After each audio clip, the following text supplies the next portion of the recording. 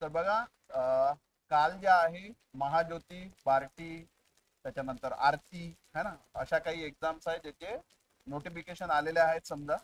आता त्या एक्झामचे कोण फॉर्म भरू शकते, काय त्याची प्रोसेस राहते, कुठला डॉक्युमेंट्स आपल्याला लागतात, त्याच्यात एक्झाम राहते की नाही राहत, आणि त्याच्या अंतर्गत आपल्याला कुठल्या सुविधा भेटणार आहेत याबद्दल थोडंसं आपण जाणून घेऊया. ठीक आहे. तर एक्झामचे प्रकार बघा कोणते कोणते असतात. पहिली आहे कुठली, बार्टी आहे. आणि मग कोणती आहे, आरती आहे, ART आहे है ना.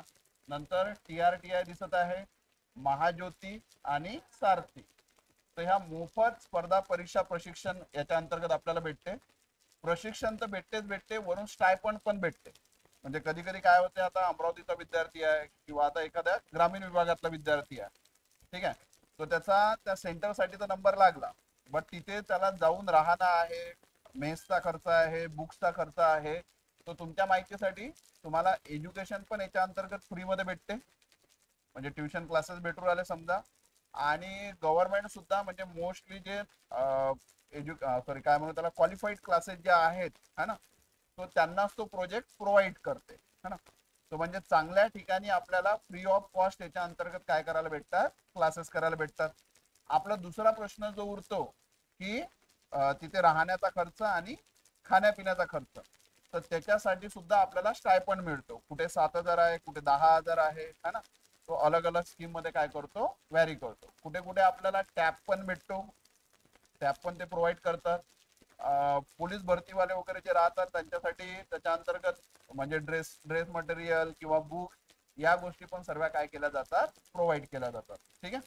तो मग आता याच्या अंतर्गत कोणत्या एक्झाम येतात आणि आपण कशा कशासाठी अप्लाय करू शकतो. ठीक आहे. म्हणजे बार्टी कशासाठी आहे, आरती कशासाठी आहे, ट्राय कशासाठी आहे, हे बघूया आपण. ठीक आहे. तो इथे दिलेला आहे बघा. समजा MPSC करत असेल एखादा विद्यार्थी किंवा करण्याची इच्छा असेल, MPSC राज्यसेवा है ना, तो सर्वच अवेलेबल आहे. म्हणजे बार्टीच्या अंतर्गतही भरता येते. ARTI, आरती, TRI, महाज्योती, सारथी आपल्याला दिसत आहे. तो हे सर्व ऑप्शन आपल्या समोर अवेलेबल आहे. कोणासाठी, MPSC राज्यसेवा है ना, ज्यांना MPSC करायचं आहे. आपल्यासाठी नॉलेज असायला पाहिजे आपल्याकडे, किंवा आपले जे ज्युनियर्स किंवा आपले नातेवाईक काहीतरी कलिग्स वगैरे आहे, तर त्यांनाही तुम्ही अशा एक्झाम बद्दल सांगू शकता. म्हणजे ग्रॅज्युएशनच्या दरम्यान जर एखादा विद्यार्थी अभ्यास करून अशा परीक्षा पास करते, तर त्याला फ्री ऑफ कॉस्ट दिल्लीपर्यंतचे क्लासेस मिळतात. म्हणजे आपल्याला याचं नॉलेज राहत नाही आणि आपण याच्या अंतर्गत जात नाही. म्हणजे थोडासा सेल्फ स्टडी एखादा विद्यार्थी करून या परीक्षा सुद्धा काय करू शकतो, पास करू शकतो. याच्या सुद्धा एक्झाम राहतात मात्र. त्याच्यानंतर UPSC जर करायचं असेल दिल्लीवर, ठीक आहे, तर UPSC दिल्लीसाठी बघा सर्वचे सर्व ऑप्शन काय आहे, ओपन आहे. ठीक आहे.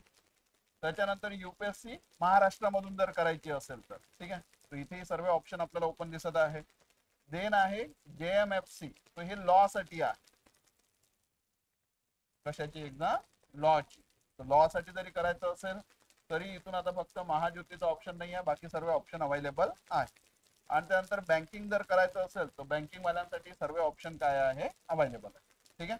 मग आता हे ऑप्शन काय आहे, म्हणजे बार्टी आता का सर्वांच्या सर्वात एक्झाम आपण द्यायच्या का, तर सर्वच एक्झाम सर्वांना देता येत नाही. म्हणजे बार्टी पर्टिक्युलर लोकांसाठी आहे, हे वेगळ्या लोकांसाठी आहे है ना. म्हणजे जसं आपण बघतो की SC ST OBC ज्या आपल्या कॅटेगरीज आहे त्याच्यानुसारच आपल्याला यातल्या काय देता येतात, एक्झाम देता येतात है ना. तर मग कोण कोणती एक्झाम देऊ शकतो याबद्दल आपण जाणून घेऊया पहिलं तर इथं दिलं आहे बघ, बार्टीची एक्झाम कोण देऊ शकते, ओनली SC कॅन्डिडेट, म्हणजे ज्यांच्याकडे SCचं सेंट्रल आणि स्टेटचं सर्टिफिकेट असेल तेच लोक कशाचा फॉर्म भरू शकतात, बार्टीचा. बाकी कोणी भरू शकत नाही. नेक्स्ट काय आहे, RT, ते कोणासाठी आहे, SC मधला ओनली मातंग समाज जो आहे कोण भरू शकतो, पूर्ण SC वाले नाही. SC मधल्या कोणासाठी, फक्त पर्टिक्युलरली मातंग समाजासाठी कुठली आहे, आरती. नंतर मग TRTI कोणासाठी आहे, ओनली ST वाल्यांसाठी. ठीक आहे, ST वाले जे कॅन्डिडेट असतील ते फक्त हा फॉर्म भरू शकतात. महाज्योती कोणासाठी आहे, OBC, NT, SBC आणि VJ वाल्यांसाठी. कोणती आहे, महाज्योती. आणि महाज्योतीचे सर्वात ऑप्शन आहे, महाज्योतीचे पण आहे आणि बाकी सर्व पण आहे. ठीक आहे. त्याच्यानंतर कोणता ऑप्शन आहे, सारथी.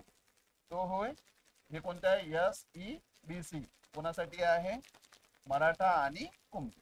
म्हणजे तेच लोक त्याला काय करू शकतात, म्हणजे त्याच्या अंतर्गत पर्टिक्युलर कॅटेगरीवाला व्यक्ती काय भरू शकतो, फॉर्म भरू शकतो.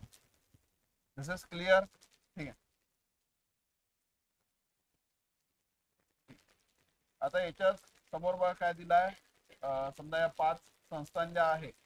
महाराष्ट्र राज्यातील पात्र व इच्छुक उमेदवारांकरिता संघ लोकसेवा आयोग म्हणजे UPSC घेतल्या जाणाऱ्या नागरी सेवा स्पर्धा परीक्षा पूर्व प्रशिक्षण कार्यक्रम है ना, म्हणजे ज्या परीक्षा घेतल्या जातात त्याचं पूर्व प्रशिक्षण, प्रशिक्षण म्हणजे क्लासेसच म्हणू आपण है ना. तो कुठं, दिल्ली, अनिवासी करिता उमेदवाराकडून ऑनलाईन अर्ज मागवण्याबाबत. ठीक आहे. दुसरं यांचे जर बघितलं तर इथं कशाचं युरोप आलंय, महाराष्ट्रात जर UPSCचं कुठं तुम्हाला कोचिंग घ्यायचं असेल तर त्याच्यासाठी, दिल्ली जायचं असेल तर दिल्लीलाही जाऊ शकता, त्याच्यानुसार स्टायपंड सुद्धा भेटते. ठीक आहे. तो हे UPSC MPSC साठी आहे. त्याच्यानंतर महाराष्ट्र राज्य सेवा, MPSC राज्य सेवा ज्याला म्हणतो आपण, त्याची तुम्ही फॉर्म भरू शकता. त्याच्यानंतर जर बघितलं तर इथं कशाचं आहे, घेतला जाणार आहे महाराष्ट्र अभियांत्रिकी म्हणजे मिलिटरी इंजिनिअरिंग सर्व्हिसेस साठी पण आहे जागा समजा. ठीक आहे. ते पण फॉर्म भरू शकतात. MSc मध्ये अनेक पदांची भरती होते.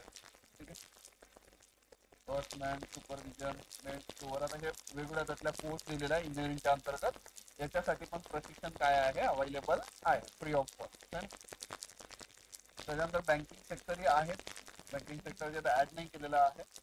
बँकिंग सेक्टरचंही सेम आहे आणि बँकिंग सेक्टरही ऑल ओव्हर इंडिया आहे. तर तुम्हाला जिथं पाहिजे तिथला फॉर्म तुम्ही काय करू शकता, फिल करू शकता. येत्या लक्षात, तुम्हाला दिल्लीला कोचिंग पाहिजे बँकिंगचं तिथेही घेऊ शकता, महाराष्ट्रात पाहिजे महाराष्ट्रातही घेऊ शकता. ठीक आहे. These are the certificate. तो कोणते सर्टिफिकेट पाहिजे आपल्याला, 10वी 12वी डिग्री है ना, 10वी 12वी degree, caste certificate, caste validity, domicile certificate, Aadhaar card. ठीक आहे. Income proof of 3 years, last 3 वर्षाचं तुमचं काय पाहिजे, इन्कम प्रूफ समजा फॅमिलीचं. हँडिकॅप असेल, हँडिकॅप मधून फॉर्म भरत असेल तर हँडिकॅपचं सर्टिफिकेट लागेल. आणि त्यानंतर ऑर्फन असेल तर ऑर्फनचं सर्टिफिकेट लागेल. म्हणजे फॉर्म भरत असताना एवढे डॉक्युमेंट आपल्याला काय पाहिजे, जे रिक्वायर्ड आहे. ठीक आहे. बाकी सर्व डिटेल मी तुम्हाला सांगितलं. त्याच्या अंतर्गत तुम्हाला फ्री ऑफ कॉस्ट कोचिंग भेटून राहिलं, त्याच्यानंतर स्टायपंड पण भेटून राहिला, बुक्सचा खर्च पण भेटून राहिला. ठीक आहे. या सर्व गोष्टी आपल्याला काय होऊन राहिल्या, प्रोव्हाइड होऊन राहिल्या. तो जे निडेड पर्सन आहे त्यांच्याकडे हे इन्फॉर्मेशन पोहोचवा आणि तुम्ही पण याचा लाभ घेऊ शकता है ना. मोस्ट ऑफ असं होते की आपलं सांगितलं की 1-1.5 वर्ष तर घरचे आपल्याला सस्टेन करून घेतात की चला बाबा देऊन राहिले है ना. मग नंतर पैशाची कमतरता होते किंवा काही अजून लर्निंग करायचं आहे तर मग अशा जागी आपण फॉर्म भरून करू शकतो. किंवा जे विद्यार्थी खरंच गरजूवंत आहेत, पैसे भरू शकत नाही है ना, तर त्यांच्यासाठी हे काय आहे, म्हणजे चांगली फॅसिलिटी गव्हर्नमेंटनं अवेलेबल करून दिलेली आहे. तर नक्की त्याचा लाभ घ्या आणि गरजू व्यक्तींपर्यंत पोहोचवा. थँक्यू.